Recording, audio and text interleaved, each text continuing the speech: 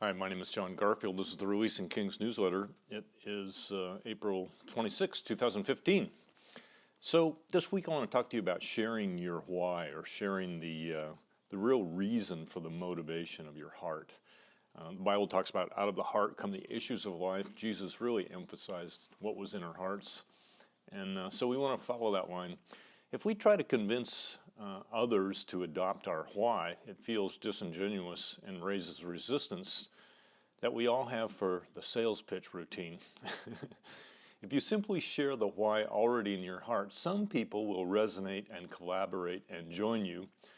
Others won't, and you're not really trying to sell yourself to the others that don't resonate. So give up on those. The key is to make a clear distinction between your why, how, and what. And we discussed it in a previous newsletter called Finding Your Why, and I put a link in that to that newsletter in the blog, and I recommend you take a look at it. So in this newsletter, I put my own heartfelt whys on paper so that you would have an example.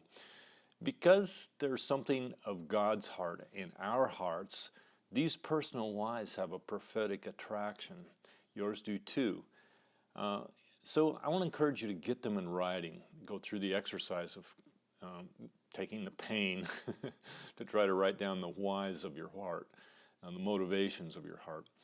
And you can use this example of my own as a starting place. I want to give you a couple of references. One is Simon Sinek has a TED Talk on YouTube that gives a great introduction to the importance of knowing your why, and I recommend you take a look at that. That link is in the blog.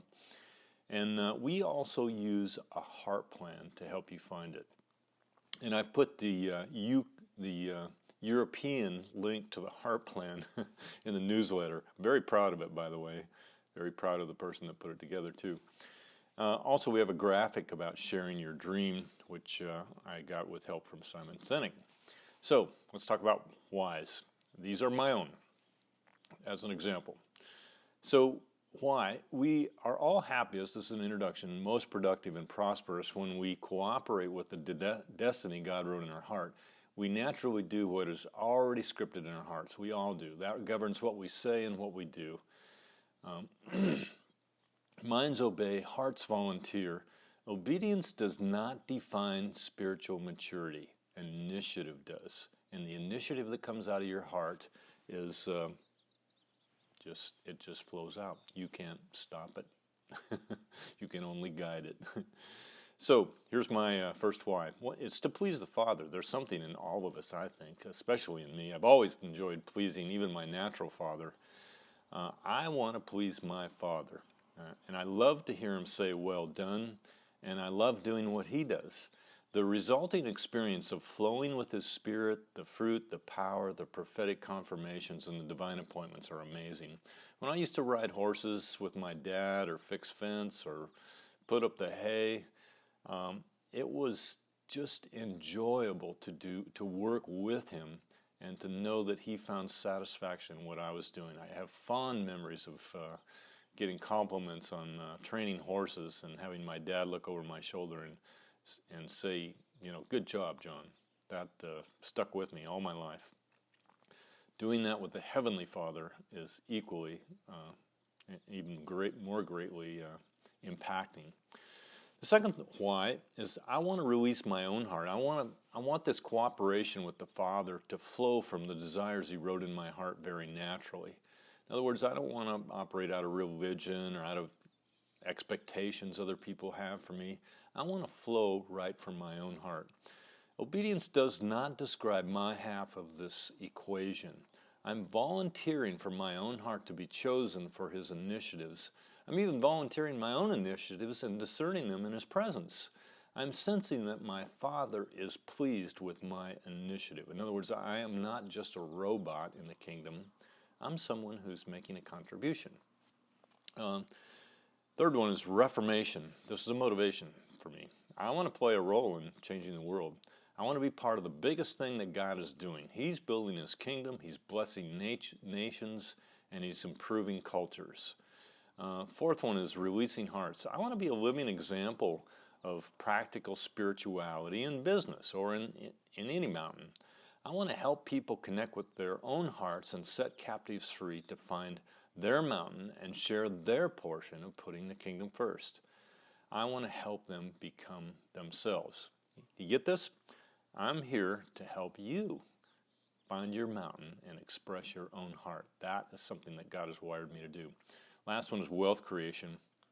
I want to build a bridge between business and ministry, between vocation and calling. I want to be an entrepreneurial example of creating value for other people in a way that creates wealth that makes ministry sustainable. I want to have fun, make money, love people from my heart.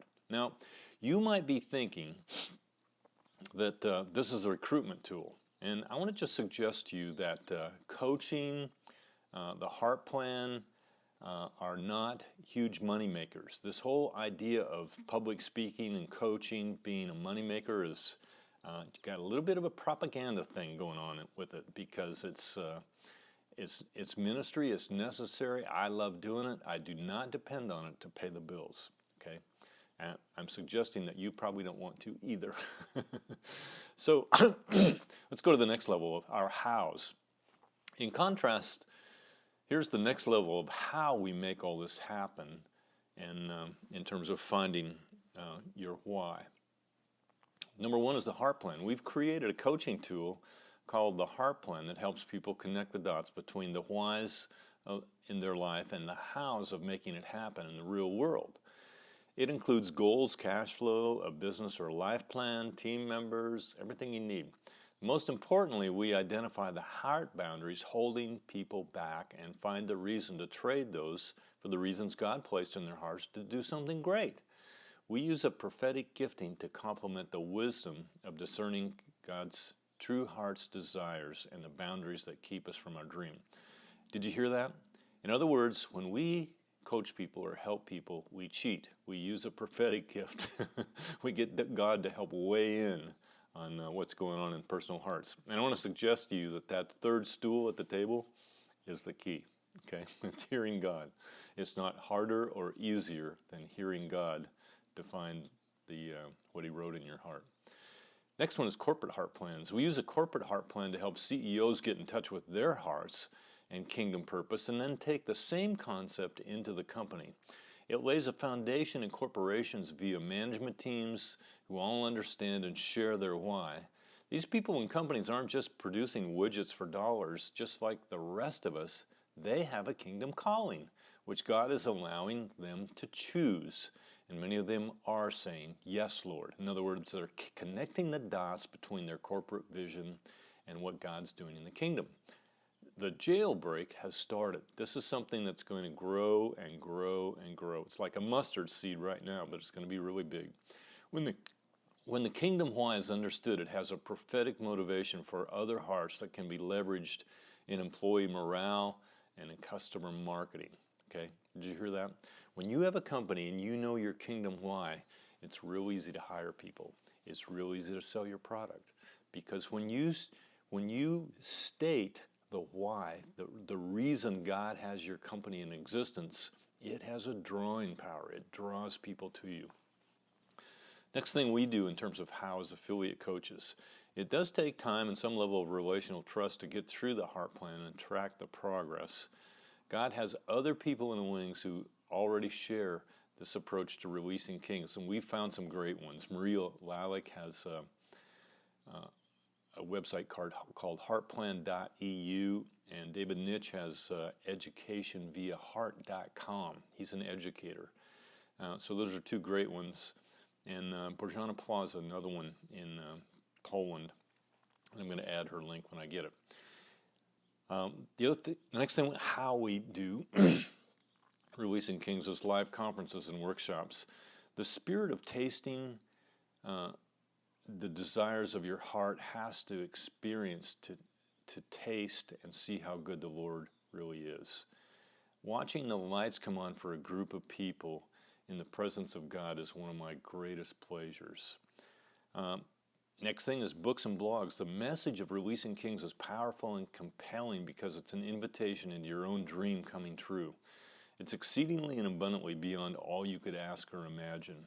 Capturing this paradigm shift in words is a prophetic adventure that we really enjoy. It's like opening Christmas presents when you get to help people unwrap their gifts. So what do we do? What's the product? Well, one is Kings. Another one is, I'm going to skip through these quickly. There's more in the blog.